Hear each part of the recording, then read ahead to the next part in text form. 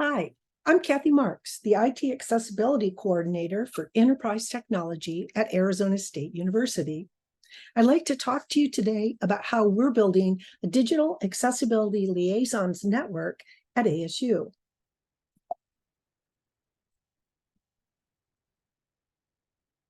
I'll cover ASU's unique situation and the environment we're operating in, as well as advantages and disadvantages we face, our plan for the liaisons and how we structured the group, and finally, lessons we've learned along the way.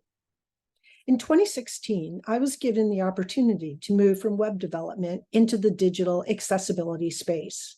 Very quickly, I learned accessibility is a really big space, and ASU has a mountain of digital content that continues to grow more massive each day. Between websites and applications, online courses and course materials, digital communications, not to mention new emerging technologies like XR, well, let's just say we have our work cut out for us. First, let me set the stage. As you may be aware, Arizona State University is the largest university in the nation, and we create a lot of digital content.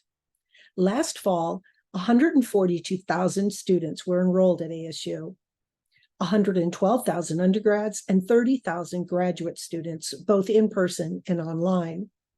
Our disability resources serves over 10,000 students a semester, and more than 18,500 faculty and staff are employed by the university.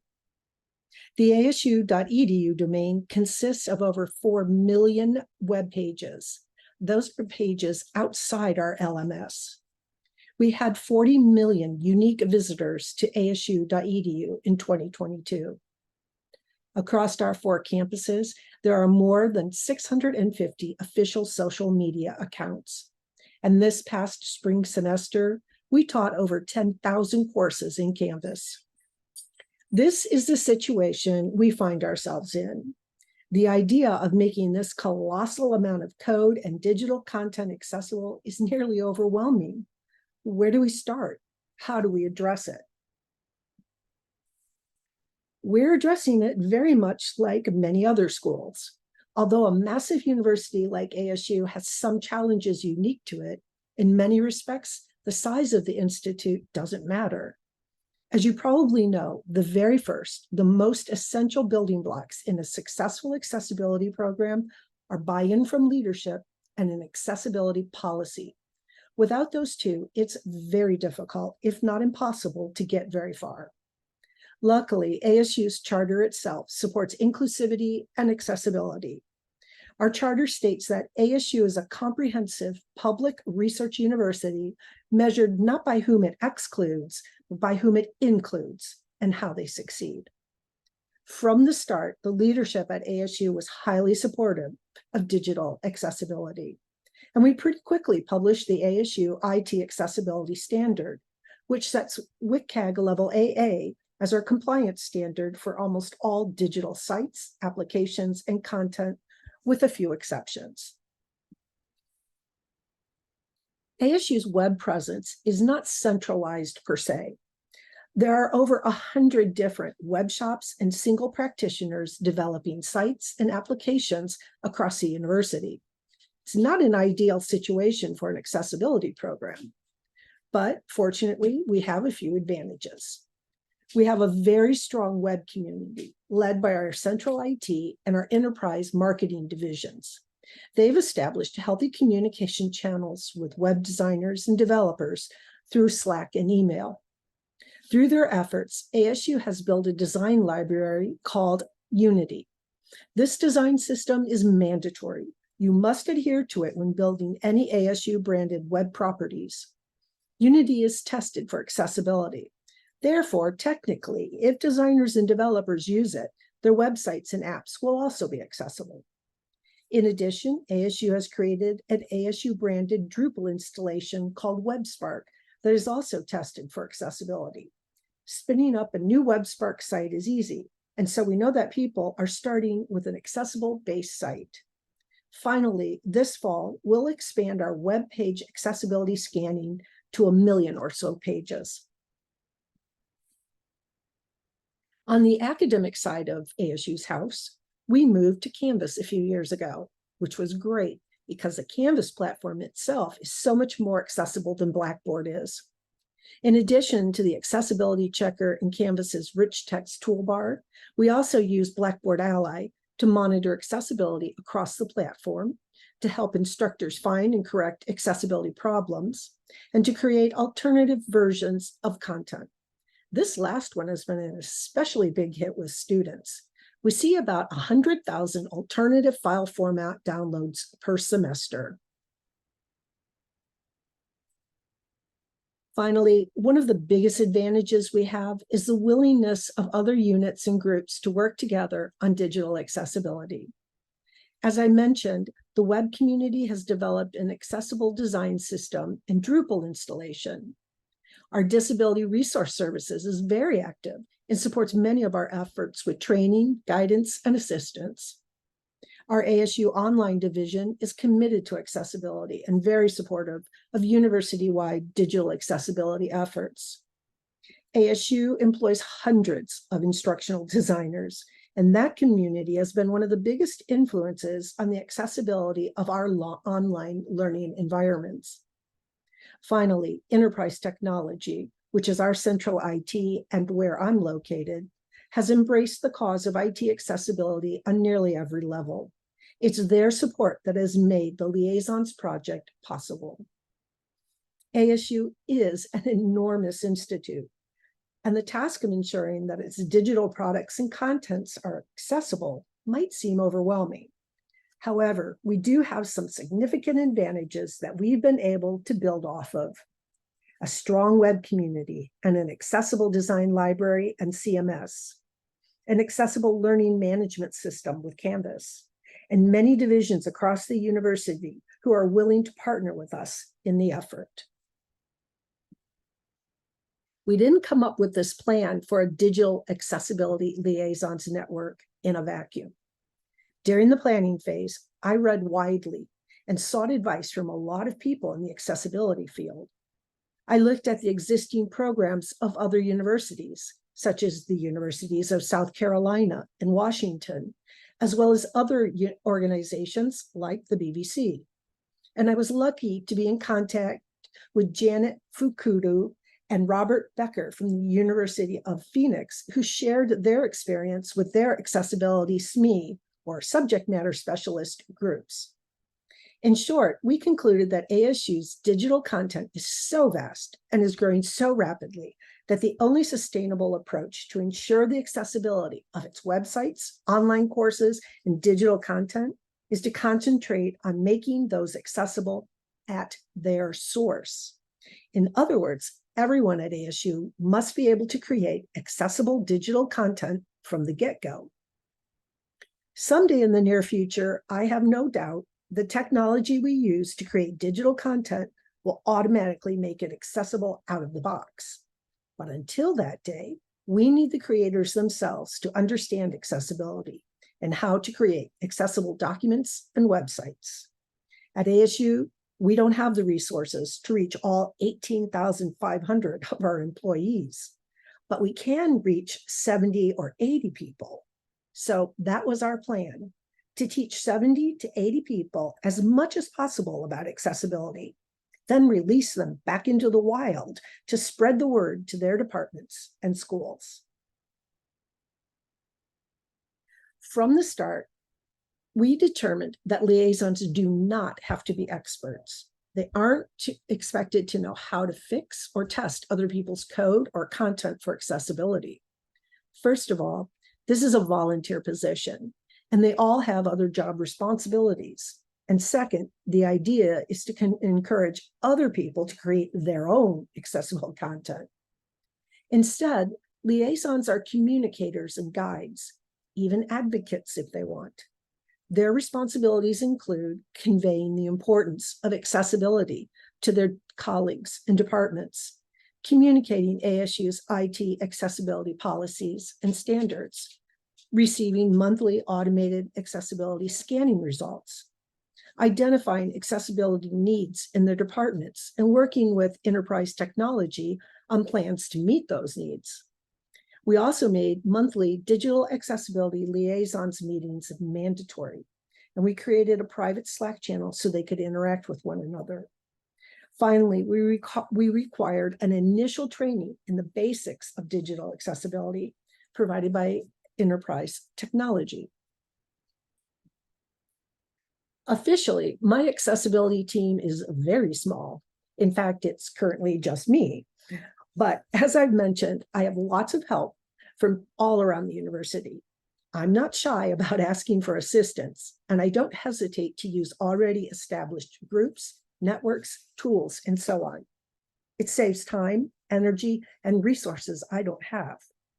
Utilizing unusual sources also injects new and sometimes unusual ideas and perspectives into our accessibility efforts. As I constantly remind everyone around me, accessibility is everyone's responsibility. So in my opinion, the whole university is fair game. For example, ASU's Central IT already has an existing technology network called the Information Technology Community, or ITC. It's been around for decades. Each of the university's 35 academic and administrative units has an ITC representative. We asked to use this organization as an umbrella for the liaisons, and the ITC representatives helped us find volunteers from their areas.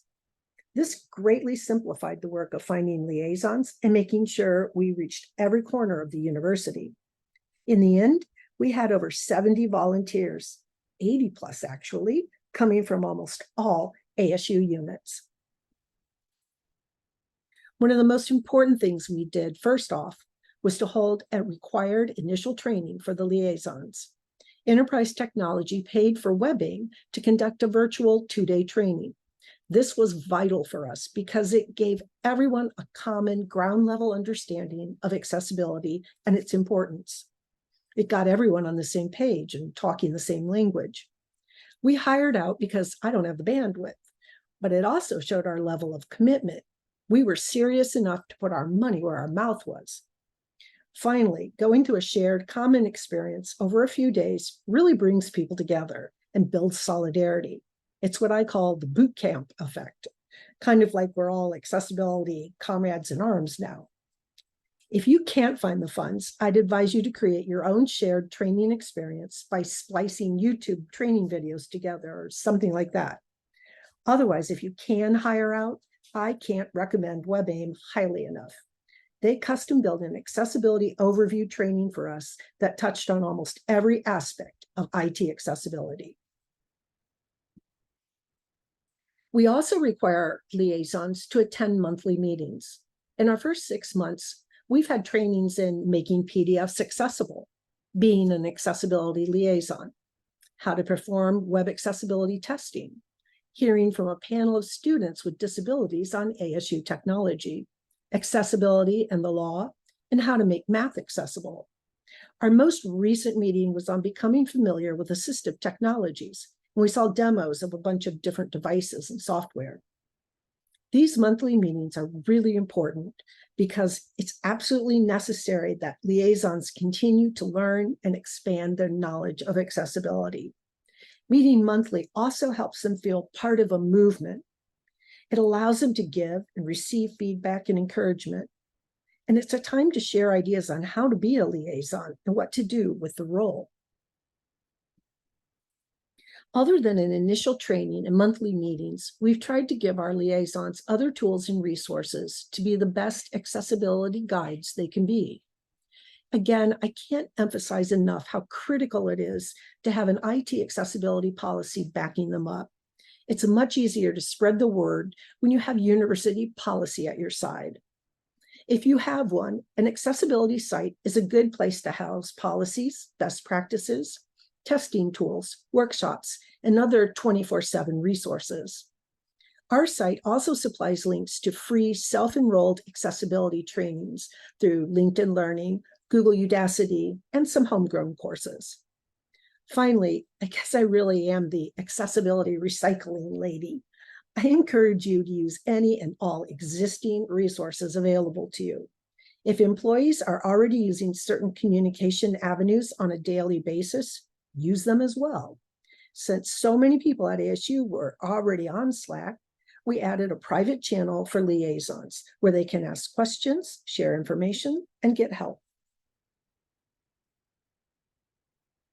At the start, even before the initial training, we surveyed the liaisons to find out a little bit about them.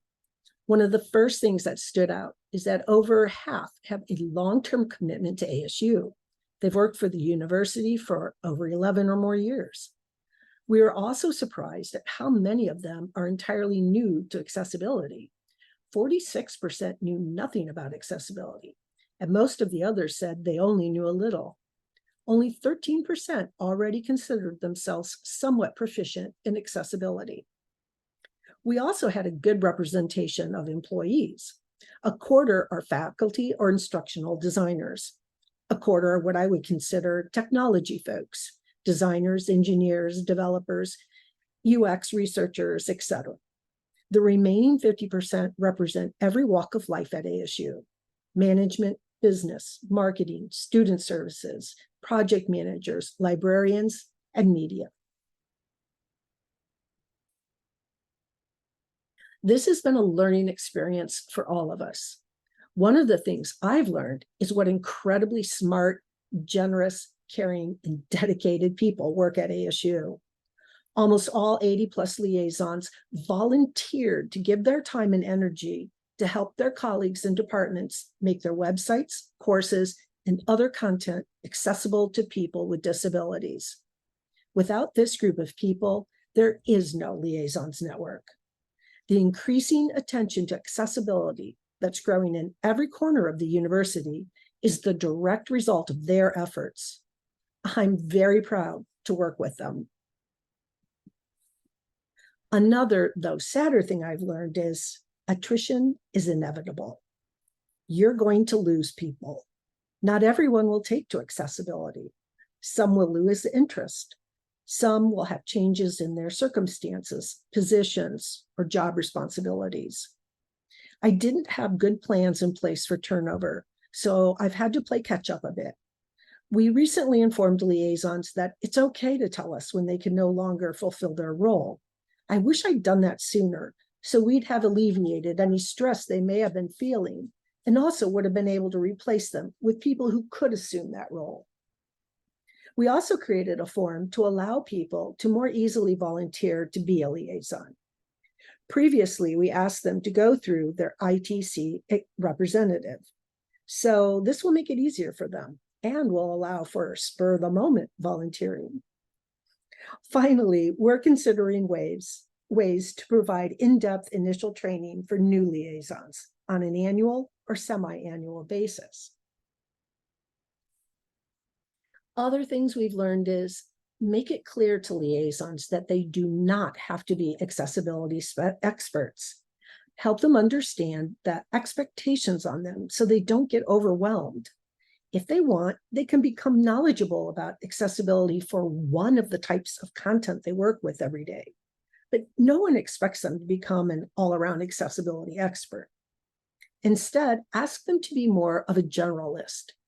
If they are an SEO expert, a training on making math accessible in our LMS isn't going to be applicable to their job. They don't have to be an expert in accessible math or in Canvas.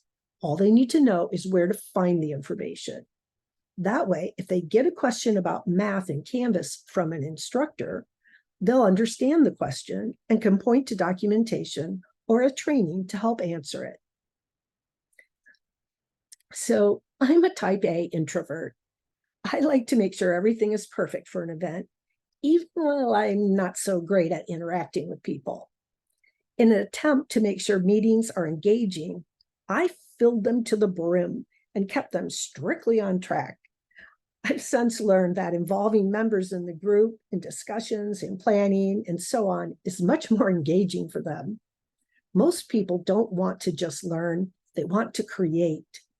Letting other people contribute and add their own special touches to the group helps it make it their own group, and they'll be more likely to become invested. As someone once said at an accessibility conference a few years ago, something that's really stuck with me. I'm paraphrasing, but they said that if an accessibility program became a cult of personality, it was doomed. An accessibility program can't be just about one person. The program has to be embedded throughout the entire organization, permeating every corner, every individual, and fundamentally changing the character of the institution. It's also important to consider the differences in your liaisons' jobs and personalities. You'll have faculty and staff involved in online courses and course materials, staff involved with web design and development, and staff in marketing, social media, administrative, and management positions. Try to offer presentations that meet everyone's needs and abilities. That can be a fine line to walk, but do your best and remind your liaisons that learning about topics outside their interests could come in handy if a colleague needs that information. Finally, don't forget to slow down, take a breath, and enjoy this marvelously smart and interesting group of people you've brought together. That's your reward. The future of the ASU Digital Accessibility Liaisons is bright. At 6 months, we gave them another survey, and the liaisons indicate that they are learning and thriving. This time around, 43% estimated their accessibility knowledge as solidly intermediate. What's more, 28% felt they had highly proficient knowledge. The ways they're using their training is as encouraging as well.